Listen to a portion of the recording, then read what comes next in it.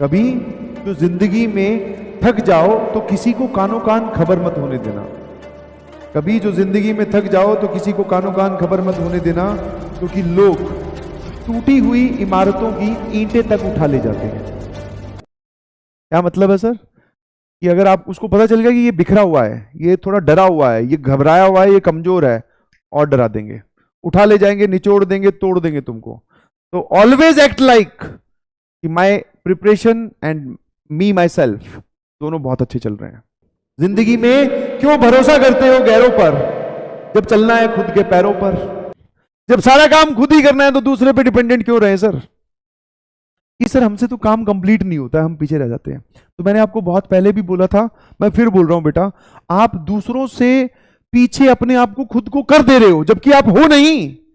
दूसरों से पीछे आप खुद को कर दे रहे हो जबकि आप हो नहीं। हाँ, तुम ये सोच रहे हो कि वो, एक तो तुम दोनों ही बहुत एक्सट्रीम सोच लेते हो, अपने आप को तो बहुत लो लेवल पे, दूसरे को बहुत हाई लेवल पे। भैया तुझ में भी पोटेंशियल है, आप में भी पोटेंशियल है, आप भी कर सकते हो, और सिर्फ कर नहीं सकते हो, फोड़ोगे, इस बात की गारंटी मेरी। बट आप अपने स्टेप्स को कंप्लीट कीजिए प्लीज। ये एक ऐसी प्रोसेस है जिसमें मन हो या ना हो, आपकी इच्छा हो या ना हो, आप किस मूड में है उसका कोई फर्क नहीं पड़ता। आपको सवाल सवाल करने ही करने हैं, आपको डेली का टास्क डेली करना ही करना है। समझ गए? हाँ। तो जो लोग ये बोल रहे हैं कि टाइम नहीं मिलता, तो टाइम किसी को नहीं मिल रहा है बेटा। हाँ, जो प्रायोरिटी है दैट इज लेक्चर देखना, नोट्स बनाना, फिर रिवाइज करना, डीपीपी सॉल्व करना, और फिर मॉड्यूल्स को सॉल्व करना। This is not a easy task, I understand. उसके बाद में सर लंबी लंबी क्लासेस, अभी तो आगे चलकर तो संडे को भी एक्स्ट्रा क्लासेस होने लगेंगी, तो सर संडे वाला टाइम भी हमारा जाने वाला है। But this is the process, यही प्रोसेस है। आप पहले इस बात को समझे, एक्सेप्ट करें, यही प्रोसेस है। आप फिर से गलत चीज सोच के बैठे हैं कि सर एक ऐसा दिन होगा जिसमें मैं तीनों सब्जेक्ट की वीडियोस देख लूंगा, तीनों के नोट्स बना लूंगा, तीनों की डीपीपी सॉल्व कर लूंगा, तीनों का मॉड्यूल कंप्लीट कर लूंगा, तीनों को रिवाइज कर लूंगा। नहीं होगा, है ही नहीं, इतना पॉसिबल ही नहीं है। दैट मीन्स जो आपके साथ हो रहा है that is not a abnormality, that is normality. But रुकिएगा मत, एक्सट्रैक्ट योर टाइम। आज फ्री है, आज संडे है, कोई एक्स्ट्रा क्लास नहीं है, शाम को अब फ्री हूं, मेरे नोट जल्दी बन गए। आज केमिस्ट्री का वो वाला मॉड्यूल का वो सवाल बचा हुआ था, उठा लाए। ये केमिस्ट्री का वो वाली एक्सरसाइज बची है, उठा लाए। आज केमिस्ट्री वाले सर ने बहुत लिमिटेड सा पढ़ाया, इंट्रोडक्शन था चैप्टर का, आसान आसान बातें थी, मुझे आती है, फटाफट नोट्स बनाए। मैथ्स का ये वाली चीज उठा लाए। Balancing is very important.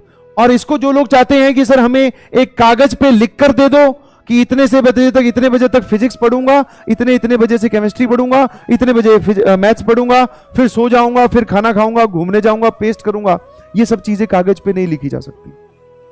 Possible ही नहीं है। कैसे पॉसिबल है? मान लो मैंने एक दिन होमवर्क ज्यादा दे दिया तो ये कागज पे लिखी हुई बात तो खराब होगी सर।